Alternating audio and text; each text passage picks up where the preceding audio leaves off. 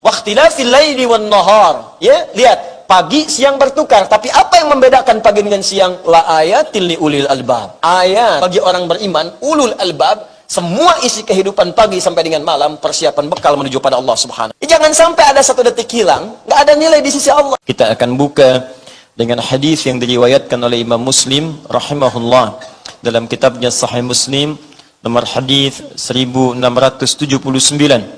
Juga sebelumnya disampaikan oleh Al-Imam Al-Bukhari rahimahullah, hadis yang tersampai pada sahabat Abu Bakrah radhiyallahu taala anhu ini disebutkan oleh Al-Imam Al-Bukhari dalam kitabnya Sahih Al-Bukhari nomor hadis 4604 dalam kitab Al-Maghazi.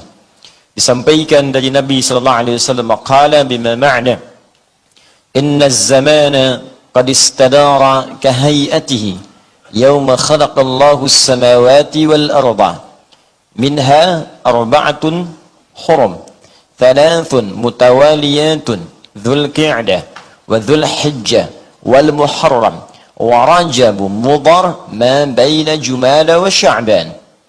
Nabi menyampaikan, sungguh perputaran waktu itu akan terus berputar sebagaimana Allah telah menetapkan keadaannya. Inna zamana qad istadara ka hayati. Di waktu itu akan Allah berikan kesempatannya selama sehari terus berputar seperti itu saja. 24 jam.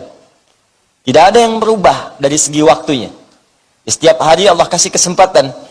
Makanya kalau antum lihat jarum jam dimanapun itu berputarnya begitu aja, kan nggak ada angkanya yang berubah. Ya, dari paling atas 12, 1, 2, 3 sisi paling kanannya, kemudian sampai ke 6 paling bawah, 9 ke kirinya, ke atas lagi 12. Kan di situ-situ saja. Tidak ada jarum jamnya berputar arah sebaliknya atau melewati bulatannya. Gitu aja tiap hari. Apa yang kemudian menjadikan nilai kita berubah, nilainya di sisi Allah Subhanahu wa taala, isyarat nabinya, perbuatan kita yang mengisi waktu itu. Kalau waktu kan tiap hari begitu-begitu saja. Ya, kalau selesai malam muncul siang, selesai siang muncul malam, bergantian saja. Inna fi khalqis samawati wal waqtilafil laili wan nahar. Jadi siang malam gantian saja. Siang selesai, malam tiba. Malam tuntas, siang muncul. Selesai. Perbedaannya adalah apakah itu menjadi tanda bagi kita untuk mendekatkan diri kepada Allah. Cara mendekatkan diri kepada Allah tandanya disebut dengan ayat. Cara mendekatkan diri pada tempat tandanya disebut dengan alamat. Karena itu kalau Anda ingin mendekat kepada sebuah tempat atau suatu tempat, Anda bertanya di mana alamatnya. Dan Anda tidak akan bertanya di mana ayatnya. Saya mau pergi ke Masjid Al-Ihsan, bisakah tunjukkan kepada saya di mana ayatnya? Orang akan bingung. Anda ini mau cari dalil apa cari masjid? Ya, Anda akan tanyakan di mana alamatnya. Lalu disampaikanlah alamatnya sekian, sekian, sekian, sekian, silahkan ditempuh. Anda akses, tanyakan pada Ustadz Google atau Ustazah Wazir. Ya, lalu ditunjukkan kepada Anda, begini cara mengikutinya sampai ke tujuan. Itu alamat namanya. Tapi kalau ayat, tanda yang mendekatkan seseorang dengan Allah Subhanahu wa taala, Rabbul Alamin, Khalik, pencipta semua makhluk. Disebut dengan ayat. Karena itu semua hal yang tersebut dengan ayat akan mendekatkan kita dengan Allah. Al-Quran isinya disebut dengan ayat. Karena setiap kita baca Al-Quran, keadaan kita lebih dekat dengan Allah. Karena itu Allah firmankan dalam Al-Quran surah ke-8 Al-Anfal ayat yang kedua. Innamal mu'minuna alladzina idza dzukirallahu wajilat qulubuhum wa idza tuliyat 'alaihim ayatuhu zadathum imana wa 'ala rabbihim yatawakkalun. Sungguh orang beriman itu, orang-orang beriman itu, tanda pertamanya, kalau disebutkan nama Allah, ada getaran dalam jiwanya. Ada sinyal, ada ketersambungan. Begitu disebutkan nama Allah, Allah, terdengar oleh telinganya, sampai ke jiwa, ada getaran tuh. Ada sensasi yang berbeda ke dalam hati kita. Nah, itu namanya iman. Ya, getaran di hati itu iman. Jadi kalau disebutkan nama Allah, nggak ada sebuah getaran dalam jiwa kita. Tidak ada respon dalam hati kita, itu tandanya imannya sedang bermasalah. Karena itu setiap hari Allah menguji kita 5 kali dalam sehari untuk mengecek iman itu masih ada nggak. Diperdengarkan lewat suara adzan. Ya, subuh, Allahu Akbar, Allahu Akbar. Begitu terdengar, hati kita akan berkata, sudah adzan nih. Nah, itu tandanya masih ada iman dalam jiwa. Zuhur juga demikian. Karena nanti ada begini, subuh beriman, zuhur mungkar. Ada yang subuh beriman, zuhurnya kafir. Ada yang subuhnya beriman, sorenya berubah. Ada yang sore beriman, subuhnya pindah.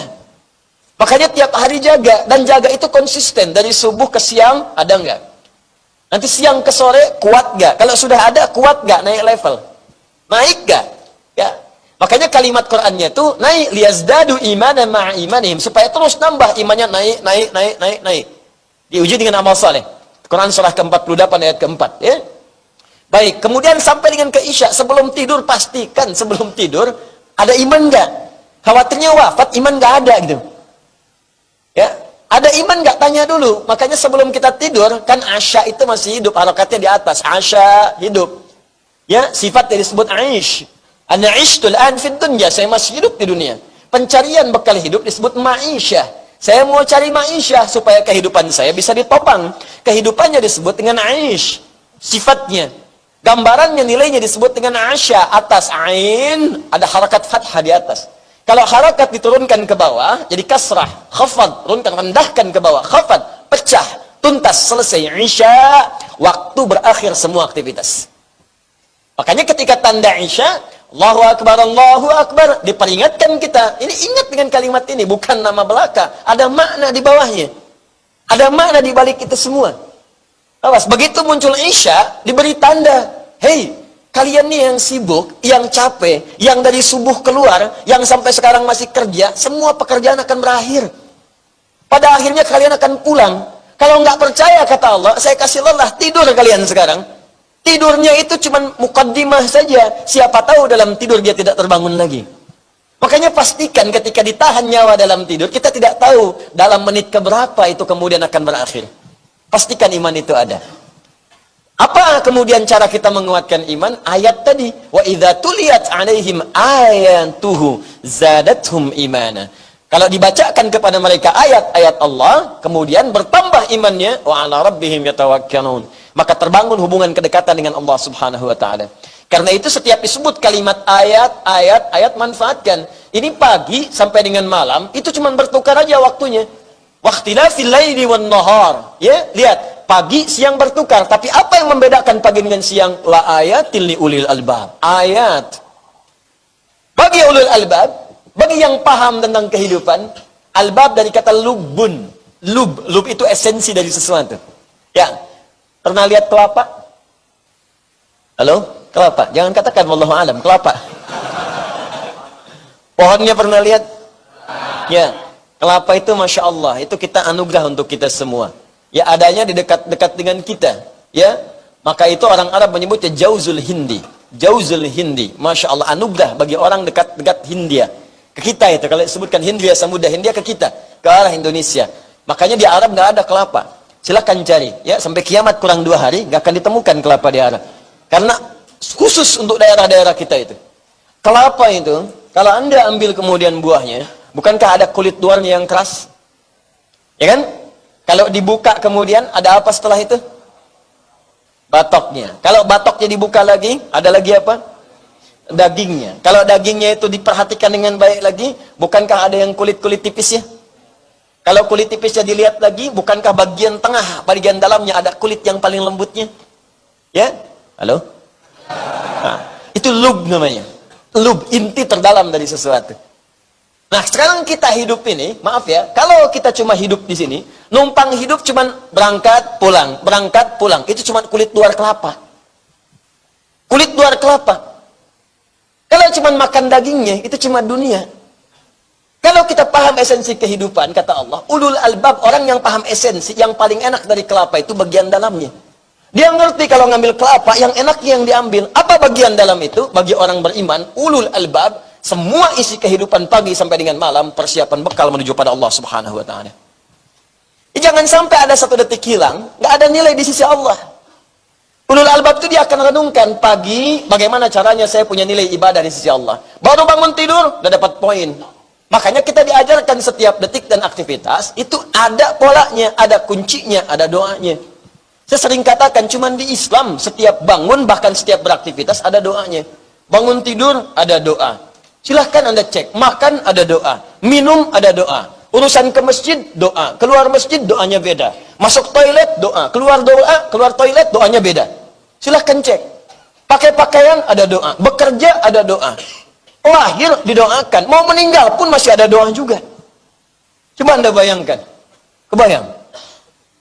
Semua aktivitas kita itu ada petunjuknya. Doa itu bukan hanya sekedar permintaan, tapi menjadikan apa yang kita kerjakan punya poin akhirat. Itu yang disebut dengan ibadah. Makanya kalau nggak hafal doanya, cukup katakan bismillah di situ. Kullu amrin dzibalin la yubda'u fihi bi bismillahirrahmanirrahim fahuwa abdal au aqta. Setiap perbuatan baik yang dikerjakan tanpa menyebut nama Allah, bismillahirrahmanirrahim, paling singkat bismillah, maka terputus nilai pahalanya. Nggak ada poin. Maka ulul albab itu akan mengejar poinnya. Ngambil tisu misalnya, saya nggak tahu doa ngambil tisu, bismillah, ambil. Ada poinnya. Jadi sesuatu yang digunakan dengan menyebut nama Allah punya poin. Mau baca kitab, baca buku, bismillahirrahmanirrahim, baca. Terima telepon, bismillahirrahmanirrahim, assalamualaikum. Ketik SMS, bismillahirrahmanirrahim, ketikan. Ya, itu ada poinnya. Dan orang yang mengucapkan kalimat Allah akan dijaga dari perbuatan maksiat. Makanya hampir nggak pernah ada orang bermaksiat pakai bismillah. Korupsi yuk, ini hanya tanda tangan. Takut dosa saya, pakai bismillah aja, bismillahirrahmanirrahim. Nggak ada. Orang minum minuman keras, nggak ada yang pakai bismillah. Buat ngurangin dosa dikit, biar gak gede banget, pakai baju bismillah aja. Nggak ada. Jadi satu, kita terjaga dari maksiat. Yang kedua, punya poin akhirat. Itu yang dimaksudkan ulul albab. Kalau cuma nyari luarnya, monyet juga bisa. Dan paling pandai bawa buah kelapa. Coba lihat, kalau mau nangkep kelapa, jangankan nangkep, naik ke atas pohon, monyet bisa. Naik ke atas pohon, ambil kelapanya, turun sampai bawah, dibawa-bawa kemudian, utak-atik, ambil. Jadi kalau cuma nangkep luarnya aja, monyet bisa. Jadi kalau ada orang hidup dari pagi sampai dengan malam, cuma nyali kulit luar dunia, itu sama dengan apa? Sama dengan nggak paham unsur kehidupan. Saya nggak bilang monyet. Dia nggak paham hidup. Kalau cuman begitu, binatang juga mampu, mesti ada beda di situ. Makanya kata Nabi, ayo cepat evaluasi diri kita, setiap waktu mesti punya nilai. Ayo bangun tidur punya nilai. Waktu bangun ada nilainya enggak? Waktu beraktivitas punya nilai enggak? Sampai mau tidur, pastikan kita punya nilai di sisi Allah Subhanahu wa Ta'ala. Nah, ada nilai itu kadang-kadang kan sama ya. Kalau dalam ujian kan nilai-nilai kadang nilainya beda-beda tuh kadarnya. Yang ini poinnya 10, yang ini poin 20. Pertanyaan khusus poinnya langsung 80. Makanya kami saat ujian di Timur Tengah, itu teman-teman soalnya cuma 3. Tapi satu itu tulisan jawaban bisa 3 lembar. Ya, tapi dikasih poin. Mau ngejar poin berapa? Paling tinggi 100. Dari 3 itu, nomor 1 poinnya 50. Nomor 2 cuma 30. Nomor 3 50 lagi. Kalau jawab nomor 1, silahkan dapat poin 50. Cuman jawabannya 3 lembar. Nomor 2 dijawab, silahkan dapat poin 30. Jawabannya cuma setengah halaman. Poin 3, tinggi juga, 50 juga, kadang-kadang kasih 60 atau 70. Cuman ketika dijawab 5 lembar. Kan? Anda mau pilih yang mana? Ada orang, yang penting dapat poin lah, nggak apa-apa 30 juga, setengah halaman jawab. Yang penting dapat poin. Ada orang ngukur, saya pengen 100. Nggak apa-apa, 50 dulu supaya aman, masih ada waktu, kejar yang 70. Kalau nggak nyampe 70, nyangkutnya jelas. 60, 50, 30. Dapat poin 100-nya agak cepat. Kalau nggak nyampe 70, ya udahlah, sini 50, sini 40, 90. Tapi kalau saya kejar 30, waktu habis, nyangkutnya nggak jelas.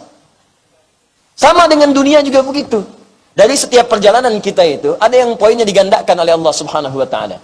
Muncul bulan 9, disebut dengan Ramadan. Begitu sampai Ramadan, poin naik. Amalan berganda. Dirugi kalau orang nggak beramal di bulan Ramadan. Kemudian turun Ramadan, muncul Syawal. Syawal selesai, Dzulqa'dah. Begitu Dzulhijjah, di situ kata Nabi ada poin yang sangat besar. Poinnya sangat luar biasa. Seperti saya sampaikan di pertemuan lalu, orang-orang yang memberikan nilai-nilai kehidupan penting di sini dan punya nilai di sisi Allah, nilainya langsung digandakan. Kalau berbuat baik senilai dengan jihad fi sabilillah. Baca Al-Quran setara dengan jihad. Biasanya baca Al-Quran satu hurufnya 10. Man qara'a harfan min kitabillahi, At-Tirmidzi nomor hadis 2910. Siapa yang membaca satu huruf saja dari kitabullah falahu asyru hasanat, dia mendapatkan setiap hurufnya 10 kebaikan. Baca Anda Qaf 10.